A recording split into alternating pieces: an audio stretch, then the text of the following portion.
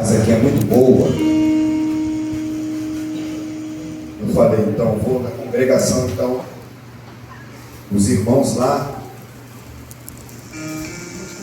Minha esposa não pôde vir, ela viria comigo hoje, mas na última hora, ela teve uma escala de trabalho, e ela não pôde vir comigo. Mas eu quero compartilhar uma palavra que se encontra na carta de Paulo à igreja de Éfeso, capítulo 6. Irmão, me perdoa assim a demora. Meu pastor sabe o tipo de descolamento de retina. Só enxergar um pouquinho é um milagre. E às vezes eu demoro um pouquinho para abrir a Bíblia. Eu tenho que jogar o meu olho todinho para lá. Diz assim a palavra do Senhor. Carta de Paulo aos Efésios, capítulo 6, verso 10, 11. Diz assim o Senhor. E 12. No demais, irmãos meus, fortalecei-vos no Senhor e na força do seu poder. Revesti-vos de toda a armadura de Deus, para que possais estar firme contra as astutas ciladas do diabo, porque não temos que lutar contra carne e sangue, mas sim contra os principados, contra as potestades, contra os príncipes das trevas deste século, contra as hostes espirituais da maldade nos lugares celestiais. Uma palavra bastante conhecida. Paulo estava preso em Roma e a história diz que ele ficou preso lá 2 anos em cadeias domiciliares. Ele estava preso por pregar a palavra do Senhor.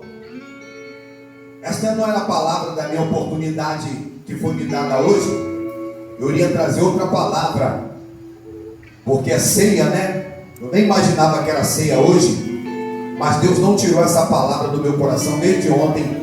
Eu também ministrei ontem lá numa congregação lá em Bebetá, e Deus continuou com essa palavra no meu coração.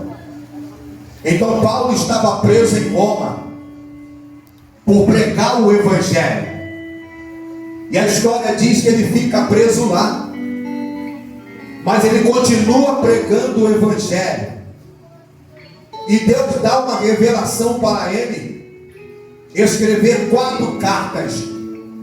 Em uma dessas epístolas, cartas, é para a igreja de Éfeso, mas só que essa carta não foi escrita especificamente somente para uma igreja em Éfeso, mas para as 7 igrejas daquele continente asiático. E Paulo está descrevendo que a luta da igreja, que a luta dos cristãos, não é contra a carne e contra sangue, mas é contra as potestades, é contra o diabo, é contra os principados. Então muitas das vezes nós desconhecemos o nosso adversário.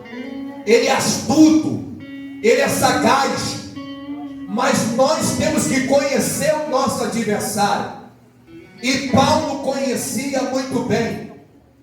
E eu aprendo com Paulo dizendo nessa carta que naquela igreja havia santos do Senhor, havia pessoas separadas. No capítulo 1, havia pessoas que, mesmo habitando naquele local, porque a cidade de Éfeso era uma cidade de grande centro comercial, político e religioso, mas Deus havia separado uma igreja que era santa e fiéis ao Senhor.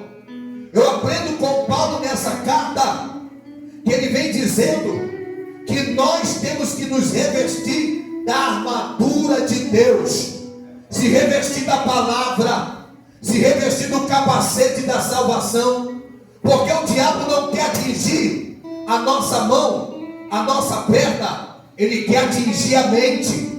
E quando ele atinge a mente, que é o centro de comando, todo o nosso corpo, toda a nossa vida está dominada por ele. Mas quando nós nos adaptamos e pegamos esse armamento que é o capacete da salvação, os dardos inflamados, as lanças que vêm contra nós, elas caem por terra.